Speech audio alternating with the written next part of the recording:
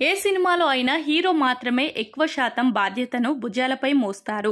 ఆ సినిమాని ముందుకు తీసుకెళ్లడం, ప్రమోషన్స్ చేయడం, వీలైనంత ఎక్కువ కలెక్షన్స్ ను కొల్లగొట్టేలా చేయడం హీరో బాధ్యత. అందుకే ఏ చిత్రమైనా సరే రెడీ అవుతుంది అంటే హీరో ఎవరు అని ముందుగా అందరూ అడుగుతూ ఉంటారు. మరి అలాంటి హీరోలకి పారితోషికం కూడా చాలా ఎక్కువగానే ఉంటుంది. హీరోయిన్లతో పోలిస్తే హీరోల రెమ్యునరేషన్ డబుల్ త్రిబుల్ ఉండే అవకాశం ఉంటుంది.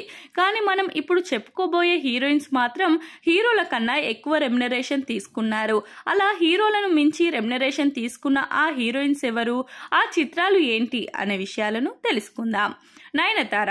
రాజారాణి సినిమాలో ఇద్దరు హీరోలు, ఇద్దరు హీరోయిన్స్. నయనతార అప్పటికే స్టార్ హీరోయిన్ గా ఉండడంతో ఆ సినిమాలలో నటించిన నజరియా, ఆర్య, జైకన్నా కూడా ఆమె పారితోషికం డబుల్ ఉండేదట. ఇక అనుష్క శెట్టి.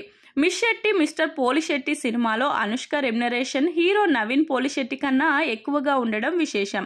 ఎందుకంటే అనుష్క స్టార్ హీరోయిన్ గా కొనసాగుతుండగా చిన్న హీరోగా నవీన్ పోలిశెట్టి ఉన్నారు. అందుకే అతడి కన్నా కూడా ఆమె పారితోషికం ఎక్కువగా ఉంటుంది.